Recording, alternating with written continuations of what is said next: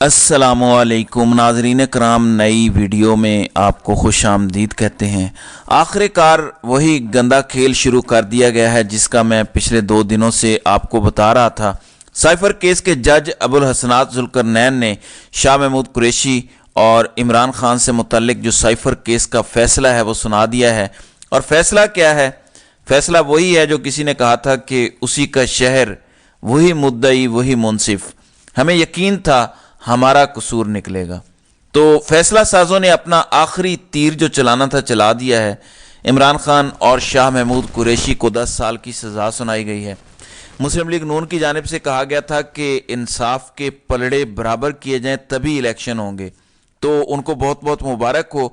उनके कहने पर इंसाफ के तराजू इस वक्त बराबर हो गए हैं। 14 मार्च 2023 को मरियम नवाज ने कैमरे के सामने कहा था कि ऐसे हालात में इलेक्शन नहीं होंगे, पहले तराजू के दोनों पलड़े बराबर करो, फिर सुबह इलेक्शन करवा दो, नून लीग भागेगी नहीं जीतेगी। तो आज 30 जनवरी 2024 को इंसाफ के पलड़े बराबर करते हुए साबिक वजीर आजम इमरान खान और शाह महमूद कुरैशी को सज़ा सुना दी गई है। एक एक चीज़ करके मैं आपके सामने रखता हूँ। नंबर 1, सज़ा क्या सुनाई गई? दोनों यानी इमरान खान और शाह महमूद कुरैशी को 10-10 साल कैद व मुशक्कत की सज़ा सुनाई गई है।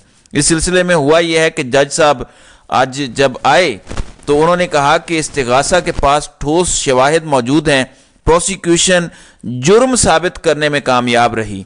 आज एक बार फिर जज अबुल हसनात जुल्करनैन ने ये इमरान खान से फैसला सुनाने से पहले पूछा कि इमरान खान साहब साइफर कहाँ है। इस पर इमरान खान ने कहा कि सिक्योरिटी की जिम्मेदारी मिलिट्री सेक्रेटरी, प्रिंसिपल सेक्रेटरी और सेक्रेटरी प्रोटोकॉल पर आती है जो वजीर आजम हाउस की सिक्योरिटी को देखते हैं।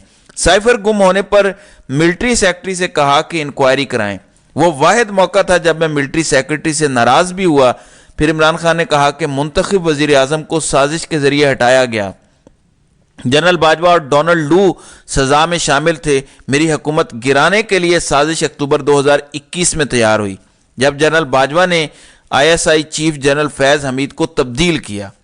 अब इमरान खान ने कहा कि मेरे 3.5 साल के दौरान ये वाहिद डॉक्यूमेंट है जो वजीर आजम ऑफिस से गुम हुआ।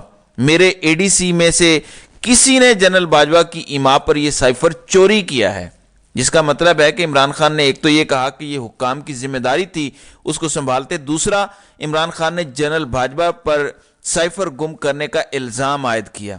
फिर इमरान खान ने कहा कि एजेंसीज ने हमारे लोगों को तहरीक इंसाफ छोड़ने पर मजबूर किया और कहा कि आपका मुस्तकबिल नून लीग के साथ है।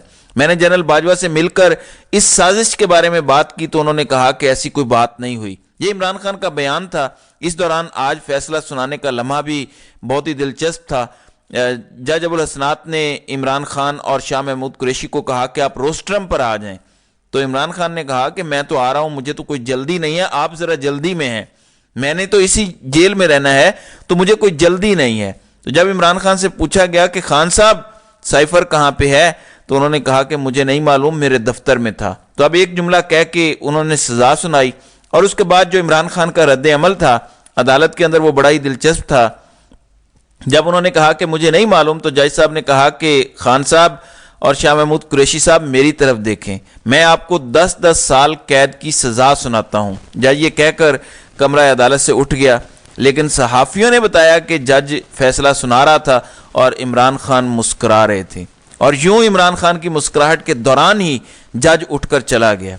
इसमें कोई शक नहीं है, इमरान खान एक मजबूत आसाब के खिलाड़ी हैं, वो डट कर खड़े रहे। लेकिन आज शाह महमूद कुरैशी जिस तरह से इस पूरी सूरत हाल में डट कर खड़े रहे, कुरैशी साहब ने सारे रिकॉर्ड तोड़ दिए, पिछला कर्ज तक चुका दिया। इस मौके पे शाह महमूद कुरैशी ने कहा कि उनका बयान तो रिकॉर्ड ही नहीं हुआ और शाह महमूद कुरैशी का 342 का बयान रिकॉर्ड होने से पहले ही अदालत ने फैसला सुना दिया। तो ये तो बिल्कुल वैसा ही था, बल्कि आज इस जज ने तो जज हमायूं दिलावर का भी रिकॉर्ड तोड़ दिया, उनको भी पीछे छोड़ दिया। अब मीडिया पर जो फैसला साज हैं उनकी जानिब से फेक IDs के जरिए मातम बर्पा किया गया है कि इमरान खान को आपने फांसी की सजा क्यों नहीं सुनाई। फिर वहां पे तासुर देने की कोशिश की जा रही है जैसे इमरान खान के वकला आए ही नहीं। इमरान खान के वकला कल भी मौजूद थे, इमरान खान के वकला आज भी मौजूद थे, لیکن اس کے باوجود ان کے وکلاء کو بات کرنے کا موقع ہی نہیں دیا گیا۔ اور میں آپ کو ایک اور دلچسپ بات بتاؤں جو آج صبح سویرے درخواست اسلام آباد ہائی کورٹ میں عمران خان نے چیلنج کی تھی، جو کہ اب غیر مؤثر ہو چکی ہے۔ وہاں پہ عمران خان نے بتایا کہ جو سرکاری وکیل آپ نے میری جانب سے اپوائنٹ کیا تھا وہ پچھلی تاریخوں میں ایف آئی اے کی جانب سے یعنی پروسیکیوشن ٹیم کی جانب سے پیش ہوتا رہا ہے، یعنی ایف آئی اے نے اپنا ہی وکیل میری طرف مقرر کر دیا۔ تو عمران خان نے اسلام آباد ہائی کورٹ کے سامنے یہ کہا کہ کیا یہ فیئر ٹرائل ہے جو آپ باتیں کرتے ہیں؟ اب یہ ساری باتیں ہو گئیں، فیصلہ بھی ہو گیا۔ اب آج عمران خان کی درخواست اسلام آباد ہائی کورٹ کے اندر سماعت کے لیے مقرر نہیں ہو سکی، لیکن اب اس حوالے سے تحریک انصاف نے یہ کہا ہے، بیرسٹر علی ظفر نے، کہ ہم اس فیصلے کو چیلنج کریں گے اور ٹرائل کورٹ کا فیصلہ جیسے ہی ہمیں عدالتی آرڈر ملتا ہے تو ہم اپیل کل ہی فائل کر دیں گے۔ اصل بات یہ ہے کہ پاکستان کے اندر عدالتوں نے ہمیشہ طاقت کے نظام کا ساتھ دیا ہے۔ یہی وجہ ہے کہ پاکستان میں دنیا میں پاکستان کا عدالتی نظام 140 نمبر پر ہے۔ مولوی تمیز الدین سے جسٹس منیر تک کا یہ کام شروع ہوتا ہے، اور لگتا یہ ہے کہ عدالتیں ہمیشہ سہولت کار بنی ہیں، خاص طور پر اس ملک کے وزرائے اعظم کے خلاف، اس ملک کے سویلینز کے خلاف، اور بعد میں انہی عدالتوں کے فیصلے ردی کی ٹوکری میں گئے ہیں اور ان فیصلوں کا بوجھ پاکستان نے بھگتا ہے۔ آپ بھٹو کی مثال لے لیں، کیا اس کو عدالتی قتل نہیں قرار دیا جاتا؟ بھٹو کے فیصلے کا کہیں حوالہ دیا جاتا ہے؟ بالکل بھی نہیں دیا جاتا۔ بالکل ایسے ہی عمران خان کا آپ نے حق دفاع ختم کیا، وکیل اپنے لگا لیے، جج آپ خود ہیں۔ تو یہ سزا سنانے کا ایک خاص مقصد تھا جو مارچ کے اندر مسلم لیگ نون کہہ رہی تھی۔ آپ نے الیکشن سے پہلے ان کا ایک اور مطالبہ پورا کر دیا ہے، لیکن کیا پاکستان تحریک انصاف کو غصہ کرنا چاہیے؟ میرا خیال ہے ان کے لیے کوئی ان ایکسپیکٹڈ چیز نہیں ہے۔ جیسے ثاقب بشیر جو کورٹ رپورٹر ہیں وہ کہتے ہیں کہ سائفر کیس ٹرائل میں پروسیس فالو نہ ہونے کی وجہ سے 1 یا زیادہ سے زیادہ 1.5 ماہ میں ہائی کورٹ سے ضمانت ہونے کے واضح امکانات موجود ہیں، یعنی ان کے مطابق اس کا پروسیس ہی فالو نہیں ہوا جس کو ڈیو پروسیس آف لا کہتے ہیں، اور آپ نے سزا سنا دی۔ اس کی وجہ کیا تھی؟ وجہ یہ ہے کہ اگر عمران خان کے وکلاء جرا کرتے تو وہ لمبی جرا کرتے، سوالات کرتے، تو الیکشن سے پہلے سزا نہیں سنائی جا سکتی تھی۔ تو انہوں نے فروری سے پہلے ہی جنوری میں عمران خان کو جو سزا سنا دی، نجم سیٹھی نے پہلے ہی ان کا پلان بتا دیا تھا۔ اب مسلم لیگ نون اس سزا پر بھی چیخے مار رہی ہے کہ فیصلہ نرم دیا ہے۔ ایون جیو نیوز اور باقی چینلز پر اینکرز خواجہ آصف کے منہ میں الفاظ ڈال رہے تھے کہ قومی راز لیک کر دیے۔ اگر ملک کے وزیر اعظم کے خلاف کوئی سازش ہو، وہ اپنے ملک کے عوام یا اپنے ووٹرز کو نہیں بتائے گا تو کیا انڈیا میں جا کر بتائے گا؟ اپنی قوم کو ہی بتائے گا نا، اپنے ملک کو ہی بتائے گا، اپنے ووٹرز کو بتائے گا کہ مجھے تم لوگوں نے منتخب کیا، تم لوگ مجھے وزیر اعظم بنا کے رکھنا چاہتے ہو، لیکن مجھے کوئی ہٹا رہا ہے۔ اگر یہ بتانا جرم ہے تو میرے خیال سے ملک کا ہر وزیر اعظم یہ جرم کرے گا اور اس کو کرنا چاہیے۔ اس کی وجہ یہ ہے کہ اس کا عوام سے ایک رشتہ ہے۔ مسلم لیگ نون کہہ رہی ہے کہ قومی مجرم عمران خان ثابت ہو گیا۔ قوم سے ذرا فیصلہ تو لے کر دیکھیں بھٹو سے لے کر آج تک جتنے آپ نے اس قسم کے فیصلے کیے، اس سے کیا ہوا؟ اس سے یہ ہوا کہ وہ سب ردی کی ٹوکری میں پڑ گئے اور عوام نے لعنتیں ڈالیں۔ اور اس اپیل کے اندر عمران خان کو میرٹ پر جانے کی ضرورت بھی نہیں۔ اب عمران خان نے فوری طور پر ایک اعلان کر کے اس غبارے سے ہوا نکال دی ہے۔ بیرسٹر گوہر کہہ رہے ہیں کہ ان فیصلوں کے ذریعے ہماری توجہ الیکشن سے ہٹانے کی کوشش کی جا رہی ہے۔ آپ نے ایک بات یاد رکھنی ہے، اگر آپ سمجھتے ہیں کہ عمران خان کے ساتھ زیادتی ہوئی ہے، اگر آپ سمجھتے ہیں عمران خان کے ساتھ یہ ناانصافی ہوئی ہے، تو آپ پہ فرض ہے 8 فروری کو ووٹ ڈالنا۔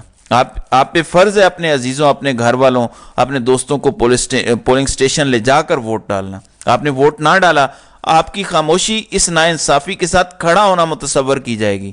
آپ کا ووٹ عمران خان کی قسمت بدل سکتا ہے۔ جیسے ہی سزا سنائی گئی، فوری طور پر عمران خان کے آفیشیل ٹویٹر ہینڈل سے پیغام جاری کیا گیا، لکھا گیا کہ سائفر کیس میں عمران خان کا پیغام۔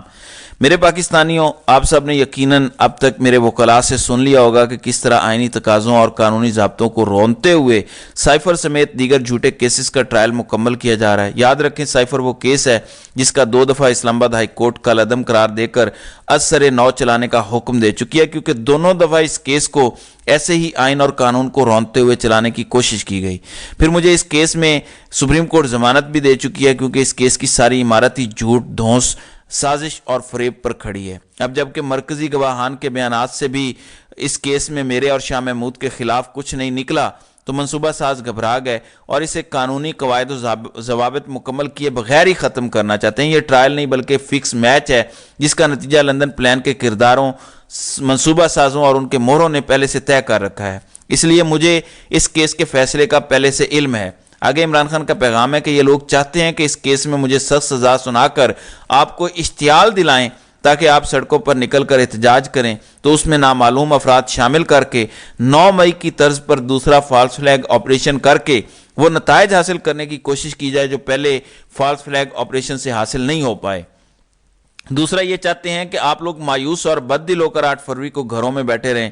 میرے پاکستانیوں، یہی آپ کی جنگ ہے اور یہی آپ کا امتحان ہے کہ آپ نے پرامن رہتے ہوئے ہر ظلم کا بدلہ 8 فروری کو اپنے ووٹ سے لینا ہے۔ پچھلے 8 ماہ سے جیلوں میں قید بے قصور پاکستانیوں کو انصاف اور رہائی اب آپ کے ووٹ سے ملے گی۔ میرا ایمان ہے کہ جس طرح آپ لوگ کل خوف کی زنجیریں توڑ کر باہر نکلے، ویسے ہی آپ لوگ الیکشن کے دن کروڑوں کی تعداد میں نکلیں گے اور ووٹ کی طاقت سے لندن پلان کے منصوبہ سازوں کو شکست دیں گے اور ان کو بتائیں گے کہ ہم کوئی بھیڑ بکریاں نہیں ہیں جن کو چھڑی سے ہانکا جا سکتا ہے۔ میرا ایمان ہے کہ 8 فروری کا دن ہماری فتح کا دن ہوگا۔ اب عمران خان نے اس میں اپنے لوگوں سے، اپنے ووٹرز سے، اپنی قوم سے ووٹ کے ذریعے بدلہ لینے کا مطالبہ کیا ہے اور میرے خیال سے یہی بہترین طریقہ ہے۔ پرامن رہتے ہوئے ٹھپا لگائیں اور کم از کم جو اپنا حصہ ڈال سکتے ہیں وہ ڈالیں اور ان منصوبہ سازوں کے منہ پہ ایک کرارا تھپڑ رسید کریں۔ تو ناظرین کرام، آپ کی اس ویڈیو کے حوالے سے کیا رائے ہے؟